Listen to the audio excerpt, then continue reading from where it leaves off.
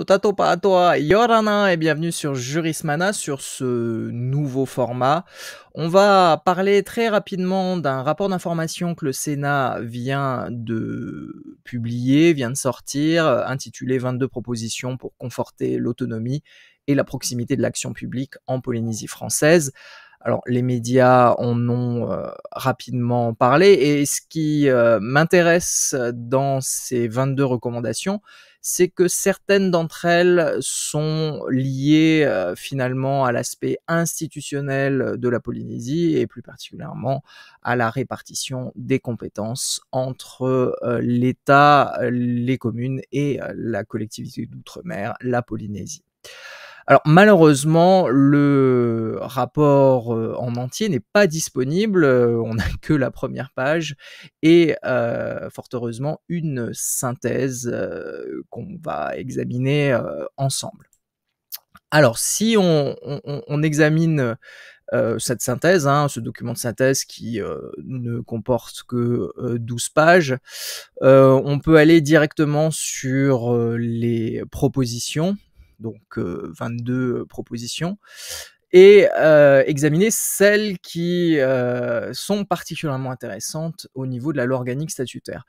Alors, la proposition numéro 1 s'intitule « Engager une réflexion pour affiner la répartition des compétences entre l'État et le pays dans une logique de bloc de compétences ». Oui, effectivement, la répartition des compétences mériterait d'être éclaircie, au sens où aujourd'hui les compétences de l'État sont très transversales et finalement touchent un petit peu à tous les domaines qui devraient normalement être maîtrisés par la Polynésie.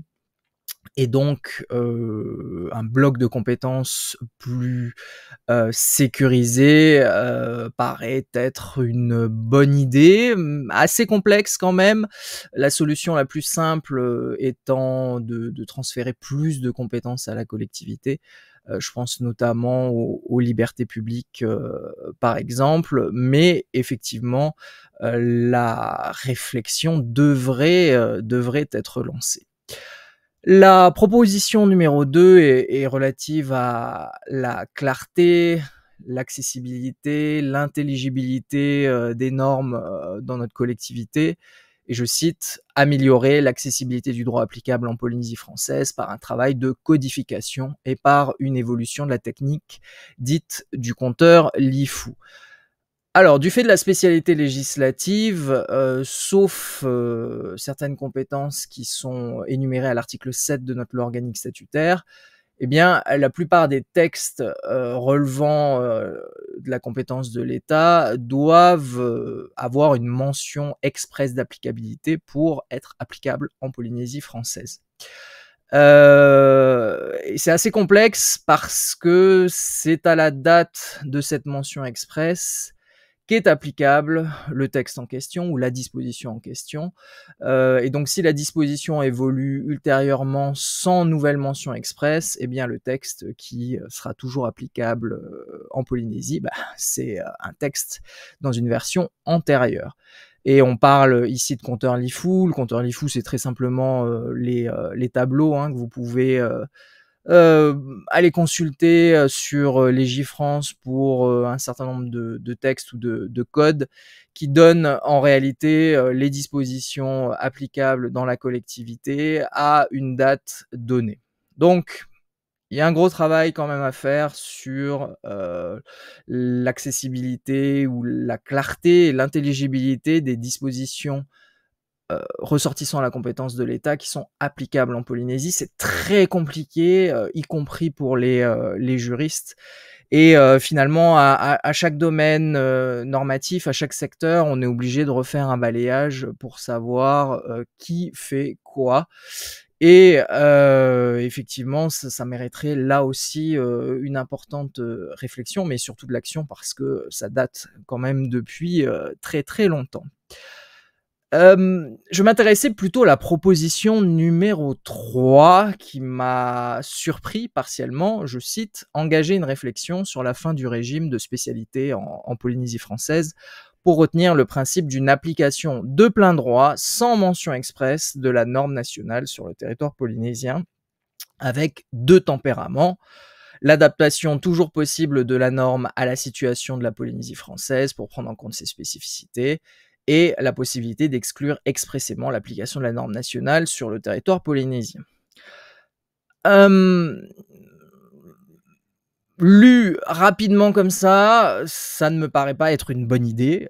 Pour moi, la fin du régime de spécialité, dans notre collectivité, entraînerait un certain nombre de problématiques.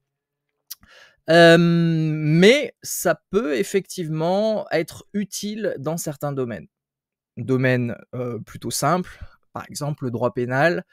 Dans beaucoup, de dispositions de droit pénal, il n'y a pas vraiment à avoir de distinction, entre le territoire, relevant du droit national, hein, que ça soit l'Hexagone ou les autres, collectivités, ultramarines, relevant de l'article 73 de la Constitution, et la Polynésie, parce que, les infractions sont généralement identiques. Et c'est vrai que cette obligation de mention expresse, qui est parfois oubliée par le législateur national, peut entraîner un certain nombre de, soucis. Et donc dans certains domaines, pourquoi pas mettre fin à la spécialité législative? C'est d'ailleurs ce qu'avait proposé, le Haut Conseil de la Polynésie française il y a un certain nombre d'années. Par contre, la suppression totale de la spécialité, législative en Polynésie me paraît être, complexe, ou en tout cas, relever d'une forme de régression de l'autonomie,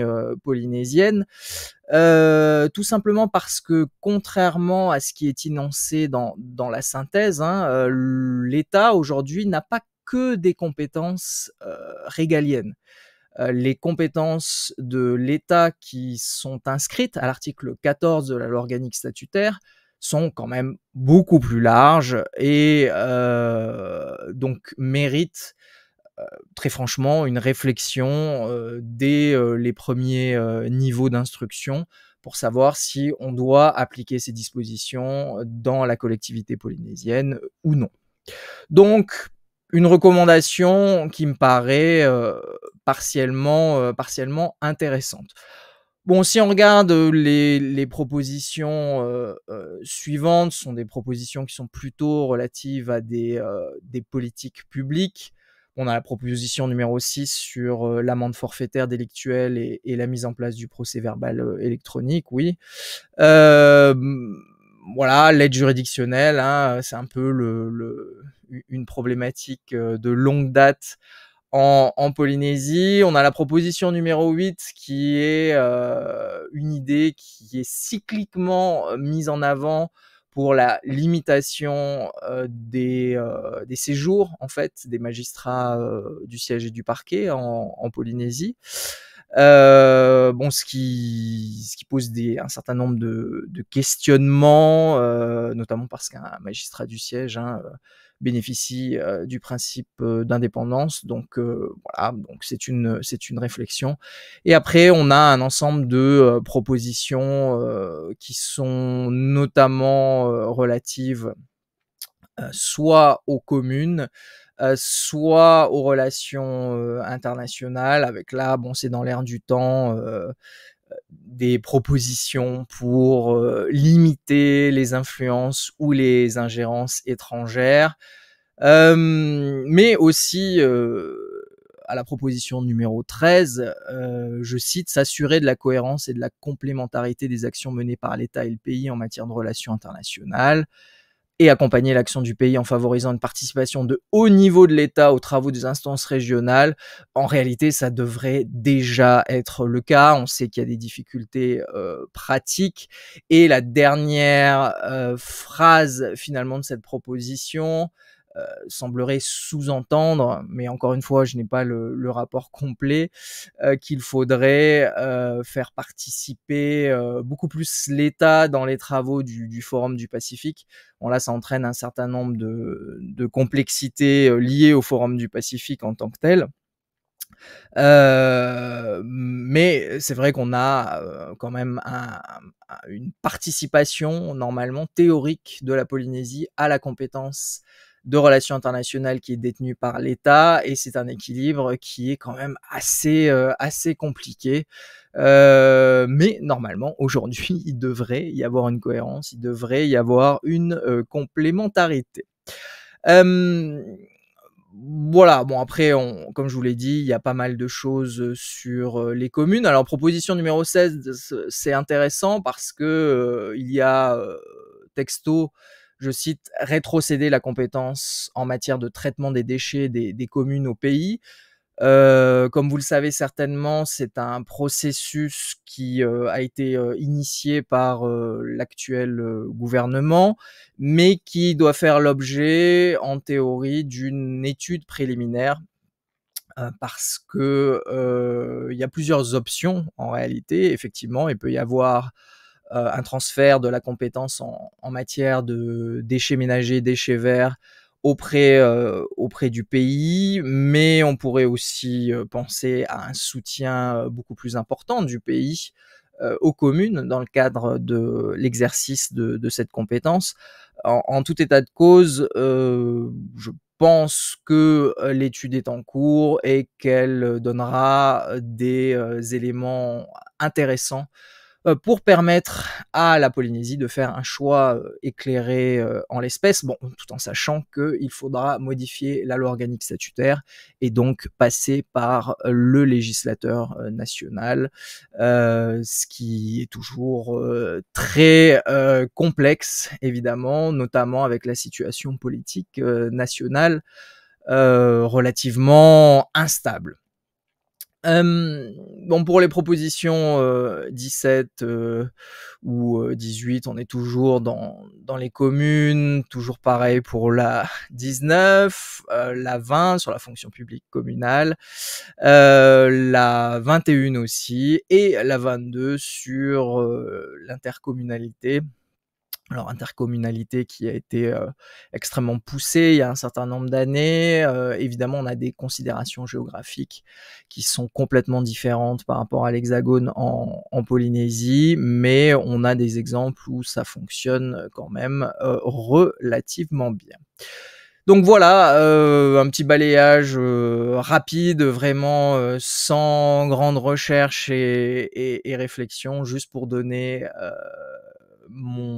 on va dire mon ressenti, sur cette synthèse, du rapport d'information de la commission des lois du Sénat intitulé «22 propositions pour conforter l'autonomie et la proximité de l'action publique en Polynésie, française». Voilà, bah, j'espère que ce format, happy, vous plaira. N'hésitez pas, en tout état de cause, si ce n'est pas déjà fait, à vous abonner à Jurismana. Vous pouvez commenter, proposer des sujets. Il y a beaucoup de gens qui proposent des sujets en ce moment, c'est super. Et puis on se revoit, très bientôt avec des vidéos plus classiques. Marurua Parheane.